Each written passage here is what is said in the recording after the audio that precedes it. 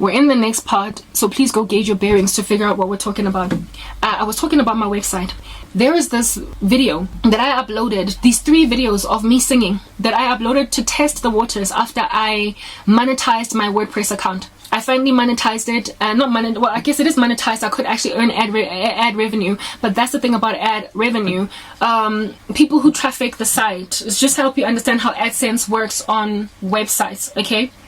They will put an advert, as many as they can, using, I think Jetpack is the company, right? They will put an ad all throughout your, what do you call this? The thing that you've written, the article. And unlike YouTube, where the content creator can make a decision that there's a video at the beginning, in the middle, or whatever, and people don't have to watch videos all the way to the end, but if you watch to the end, you get paid more than if people click away. On average, the ads that I watch on YouTube are like, perhaps out of 10 videos, I will watch the ads on one video. YouTube also makes sure that there are videos that people can't click away from, right? And only if you're on premium can you like have no ads at all. All right. However, there are ads that are informative enough. I found out about Filmora 11, that software for editing videos, through an ad, and I watched to the end and I decided that that's the software that I want to buy. Do you understand? So I don't like ads. I hate them. But every so often I watch an advert. So if you have got like 100,000 people that watch you, there will be like 1,000, 5,000, 4,000 of them out of that massive number that will literally watch ads all the way to the end, and that's how you get paid ad revenue. If you click away those 3 seconds into the advert, you will get less money that way. Well, it operates similarly too on a website. Google AdSense operates similarly too on WordPress. That's one way in which you can make money from ad revenue, but it's a lot rougher on a website because people rarely ever click little pop-ups of adverts that rock up on your page to see what's going on, unless it's something that they want to watch. And I can't dictate what ads they put on there.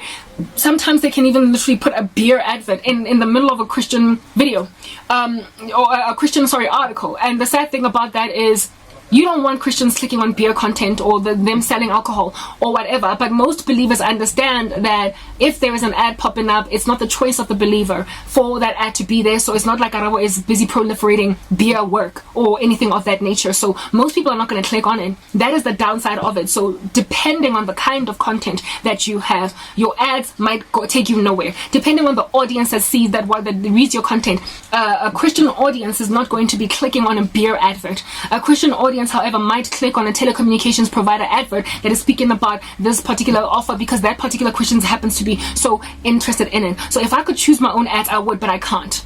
It is unfortunate that every so often they even go on right ahead to advertise beer.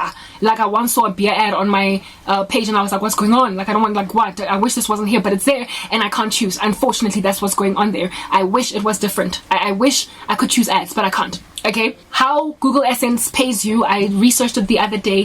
For every video for every ad that a person actually clicks on and it redirects you to that website, you get $1, right? And I believe, I'm not sure, either you get $2 or $1, and that dollar is divided. There's a percentage of it that goes to Google, to WordPress. A percentage of it gets taken by the back-end service provider place thing.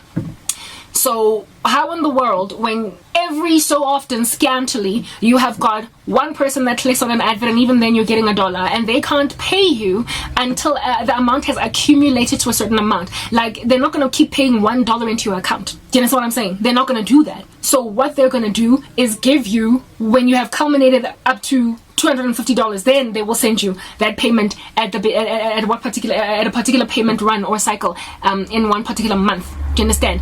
So until such time that you reach that threshold, WordPress ain't gonna be paying you. Now, I thoroughly understand that if anybody does not want to work, let them not eat. I am smart enough to gauge and also responsible enough to accept that nobody's gonna go into my old content and click on adverts there and therefore pay me. I have to, if at all I hope to make some kind of a salary using WordPress or my written blog, I've got to write and a lot, and I've got to grow my base so they will keep on not only coming into my videos, but every so often a small percentage of them will click on the ads that are in there. The only time that I'm going to make any kind of decent salary is literally if I write almost every day of the week. And that's how I used to. Almost every single day upload a video. That is the only way that I'm going to grow.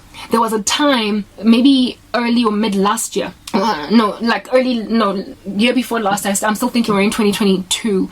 The year before last, there was a time when I was writing every single day, and as a result of writing that much, I would gain up to 10 to 15 new subscribers in about like 2 weeks, because I was writing daily and people were being intrigued. They were being, you know what I mean? And it felt good, and the stats were booming, and every day there was some kind of traffic on my account, on my channel, on my website. However, I stopped writing because I started trying to focus on YouTube, because my WordPress account was at that time just it belonged to WordPress. It was not my own domain. I had not purchased it. I did not get a premium plan, so I could not monetize it, and so it was like I was just exasperating myself with no reward. I realized that on YouTube I could monetize, and so I started to focus on videos instead of writing. Instead of writing, and if at all there was a video that I did, I would embed it. If at all it was part of the videos, if at all it was part of the written work that I put on WordPress, I would then embed this content from YouTube here. And I was cool with YouTube at the time, but then YouTube decided to shadow ban the living daylights out of me. And with YouTube shadow banning me, I'm like, what in the world am I supposed to do now if I cannot monetize on YouTube, but I'm still working like a dog to upload on YouTube?